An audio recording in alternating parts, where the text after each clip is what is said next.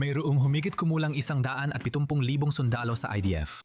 Halos 5% ay mga nag-iisang sundalo, mga kabataang lalaki at babae mula ibang bansa na naglilingkod sa IDF sa Israel. Taga Boston, Massachusetts talaga ako. Hindi ito agad nangyari. Malalim ang connection ko sa Israel na nakuha ko rin mula sa pamilya ko. Ito ang pag-unawa na tayo bilang mga Hudyo, saan man tayo naroroon sa mundo, ang Israel ang ating tahanan. Mahira ang lumipat sa ibang bansa, pero mas nakakatakot at minsan nakakalungkot sumali sa hukbo ng banyagang bansa na may bagong wika. Sa tingin ko, ang malaking sandali para sa akin ay yung bago ka umuwi at ang mga kaibigan mo ay nag-uusap tungkol sa kung gaano sila kasabik na makita ang kanilang mga magulang at pamilya. At nagplano sila ng kanilang Shabbat din ng magkakasama, halimbawa. At alam kong uwi ako sa isang bahay na walang laman, kung saan wala ni isa sa pamilya ko ang naghihintay sa akin. Sumali si Levi sa IDF noong 2011. Hindi ito bahagi ng buhay niya dahil ngayon lang niya nalaman ang kanyang pinagmulang Hudyo. Ako ay taga-Netherlands at lumaki sa tradisyonal at napaka-Olandes na tahanan. Hindi relihiyoso at wala impluwensyang Hudyo. Nalaman ko nung 17 ako na may lahing. Hudyo ako mula sa ina ko, isang lihim ng pamilya na nawala nung digmaan at hindi na ibinahagi ng lola ko sa tuhod matapos ang digmaan na Hudyo pala siya. Doon nagsimula ang aming paglalakbay nang malaman namin iyon. Kapwa habang nasa serbisyo sa hukbo at matapos ito, dumadaan ang mga dayuhang mandirigma sa serye ng hamon sa pag-aangkop sa buhay sa Israel.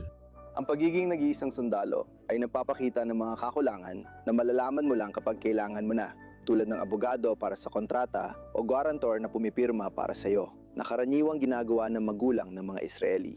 Wala nito ang mga nag-iisang sundalo. Dahil dito, matapos ang tungkulin niya sa hukbo noong 2011, gusto ni Max gumawa ng serbisyo para tulungan ang mga nag-iisang sundalo makibagay sa buhay labas ng labanan. Tinawag na Growing Wings, ang layunin ay suportahan ang mga nasa katulad niyang sitwasyon, tumutulong sa pabahay, emosyonal na suporta at pagbibigay ng pakiramdam na kabilang ka sa isang komunidad. Gaya ng sabi niya, mula sa mga nag-iisang sundalo para sa mga nag-iisang sundalo.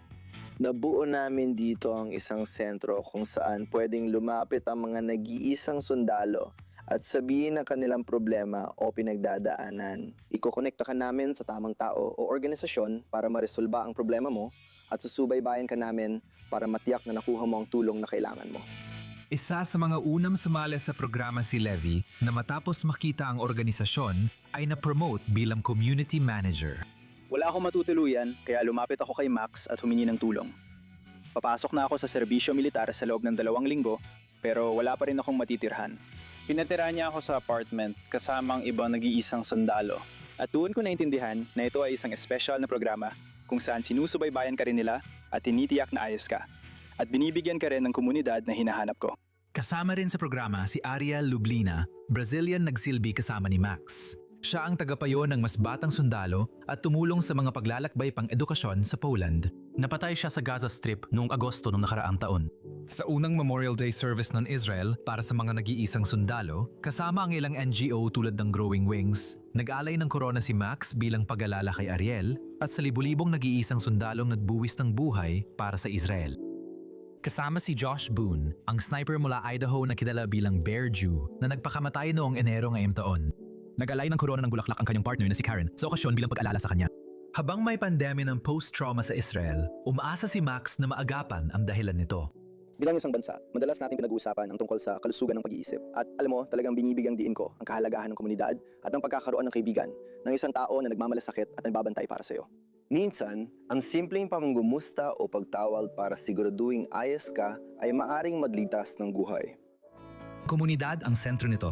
Taon-taon, libo-libong dayuhan ang sumasali sa IDF, isang karanasang mahirap maintindihan ng hindi pa nakakaranas nito. At nais ng Growing Wings na ang natatanging karanasan ng bawat isa ay maging lakas nila kapag nagsama-sama. Ang lone soldier ay nag-iisa, kaya mahalaga ang komunidad para malampasan ito. Kaya talagang isang inisyatiba ito mula mismo sa loob ng komunidad, pagpapalakas mula sa loob ng komunidad, dahil ito ay suportahang magkakapantay.